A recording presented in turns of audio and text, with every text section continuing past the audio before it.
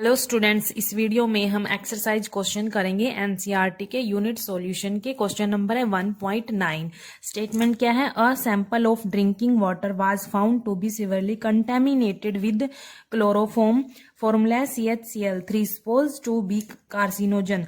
The level of contamination was 15 ppm. ppm means parts per million by mass. Express this in percentage by mass. Second is determine the molality of chloroform in the water sample. तो हमारे पास एक drinking water का sample है जिसमें ज्यादा amount में chloroform पाया गया, जिससे क्या हुआ कि जो ड्रिंकिंग वाटर है वो खराब हो गया और उस क्लोरोफॉर्म की वजह से क्या हो सकता है, कैंसर डिसीज भी हो सकती है। और उसका जो कंटेमिनेशन लेवल है, मतलब जो खराब हुआ है वो किस लेवल तक हुआ है, 15 ppm तक हुआ है उसका लेवल। ठीक है, तो इस लेवल को जो हमारे पास कंटेमिनेशन लेवल है 15 ppm, इसको हमने किस में कन्वर्ट करना है, परसेंटेज बाय मास में निकालना है। और सेकंड क्या पूछा है, मोलैलिटी निकालनी है क्लोरोफॉर्म की इस वाटर सैंपल में, ड्रिंकिंग वाटर सैंपल में जो क्लोरोफॉर्म है उसकी मोलैलिटी निकालनी है। तो हम फर्स्ट पार्ट निकालेंगे, पहले फर्स्ट पार्ट निकालेंगे। तो सबसे पहले हमें पता होना चाहिए कि जो 15 ppm है उसका मतलब क्या होता है। यहां पर लिख लेते हैं हम 15 ppm मीन्स 15 ppm, और ppm कैसे है, बाय मास है। ठीक है, means 15 gram of CHCl3 present in 10 raised to power 6 of the solution। ठीक है, तो यहां से हमें क्या पता चला कि जो सोल्यूट है हमारे पास वो क्या है, क्लोरोफॉर्म सोल्यूट है, और जो सोलवेंट है वो क्या रहेगा हमारे पास, वाटर रहेगा। ठीक है, तो सोल्यूट की अमाउंट पता चल गई हमारे पास कितनी है, 15 ग्राम है, और जो बाकी है बचेगा वो हमारे पास सोलवेंट आ जाएगा। ठीक है, उसके बाद यहां पर हम लिख लेते हैं मास ऑफ सोल्यूट क्या होगा, लिख लेते हैं यहां पर 15 ग्राम। अगर हम इसको केजी में कन्वर्ट करेंगे तो कैसे करेंगे, इसको 1000 से डिवाइड कर देंगे, क्या आएगा 0.015 kg आ जाएगा यहाँ पर। ठीक है, और मास ऑफ सॉल्यूशन क्या है, मास ऑफ सॉल्यूशन वो कितना है, 10 raised to power 6 है।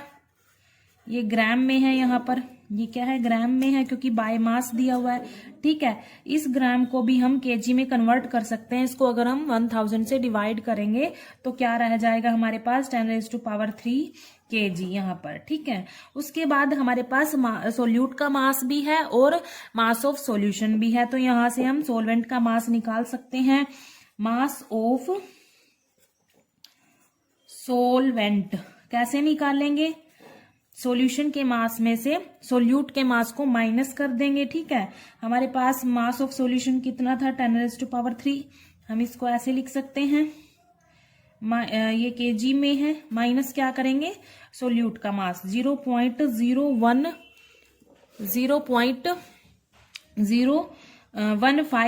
kg। इसको सॉल्व करेंगे तो हमारे पास क्या आएगा, 999.985 kg। इसको हम अप्रोक्सीमेट क्या लिख सकते हैं, 1000 लिख सकते हैं इसको। ठीक है, तो ये हमारे पास आ गया मास ऑफ सॉल्वेंट। अब देखो फर्स्ट क्वेश्चन में हमने क्या निकालना है, परसेंटेज बाय मास निकालना है। तो उसका फॉर्मूला क्या होता है वो लिख लेते हैं हम। परसेंटेज बाय मास फॉर्मूला क्या होगा, मास ऑफ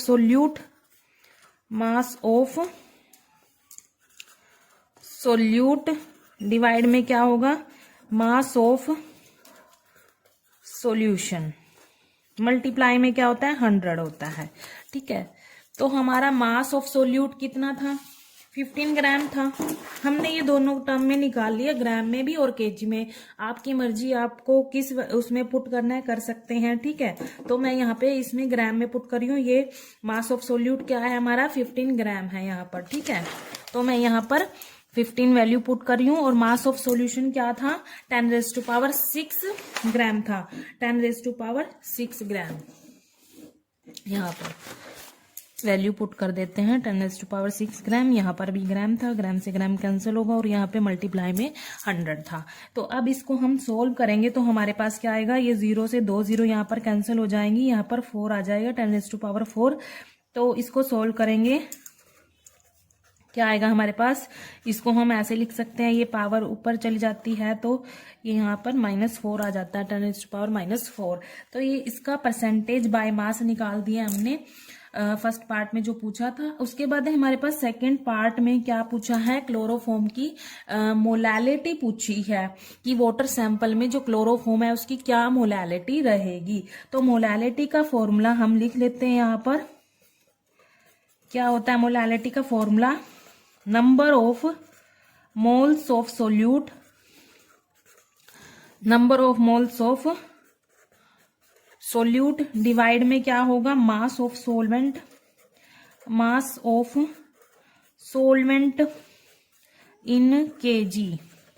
हमने पहले ही जो हमारे पास वैल्यूज ग्राम में थी, सोल्यूट का मास भी ग्राम में था और सॉल्यूशन का मास भी ग्राम में था, उसको हमने केजी में कन्वर्ट कर लिया था। क्यों किया था, क्योंकि हमें इस फॉर्मूले में जो सोलवेंट का मास है वो केजी में लेंगे हम यहाँ पर सोलवेंट का मास, इसीलिए हमने वहां पर वो सब कुछ केजी में कन्वर्ट कर लिया था। ठीक है, लेकिन जो फर्स्ट पार्ट में पूछा था वो हमने ग्राम में ही किया है उसको सोल्व। यहाँ पर 15 ग्राम, यहाँ पर हमने मास ऑफ सॉल्यूशन भी ग्राम में लिया था। ठीक है, तो यहाँ पर हमें केजी में लेना पड़ेगा। उसके बाद इस फॉर्मूले में जो जो पूछा है वो निकाल लेते हैं। Number of moles of solute पूछे हैं तो वो निकालेंगे हम। सबसे पहले मोल्स का फॉर्मूला क्या होता है, मोल्स ऑफ CHCl3, क्योंकि सोल्यूट क्या है, क्लोरोफॉर्म है। तो एक्चुअल मास डिवाइड में क्या होता है, मोलर मास होता है। एक्चुअल मास कितना था, यहाँ पर लिख लेते हैं 15 ग्राम था। ठीक है, और मोलर मास क्या होता है क्लोरोफॉर्म का, 119.5 होता है, 5 ग्राम पर मोल। ग्राम से ग्राम कैंसिल होगा यहाँ पर। अब इसको हम सोल्व करेंगे तो हमारे पास क्या आएगा, 0.126 मोल्स आ जाएंगे यहाँ पर। ठीक है, तो इस वैल्यूज को हम फॉर्मूले में पुट करेंगे। Number of moles of solute को कितने, 0.126 मोल्स हैं, डिवाइड में mass of solvent in KG. हमने सोलवेंट का मास भी निकाला था पीछे, यहाँ पर देखो सोलवेंट का मास क्या था, 1000 केजी था यहाँ पर, ये हमने केजी में कन्वर्ट कर दिया था। तो यहाँ पर हम पुट कर देंगे इसकी वैल्यू हम पुट कर देंगे यहाँ पर। इसको सोल्व करेंगे हम, ऐसे भी लिख सकते हैं इसको 126 मल्टीप्लाई 10⁻⁻3, या फिर इसको हम ऐसे भी लिख सकते हैं, यहाँ पर मोल पर केजी आ जाएगा। इसको हम और क्या लिख सकते हैं, 1.26 मल्टीप्लाई 10⁻⁻4 मोल पर केजी, ये आ जाएगा इसका आंसर। ठीक है, मतलब ये मोलैलिटी है क्लोरोफॉर्म की इन वाटर सैंपल।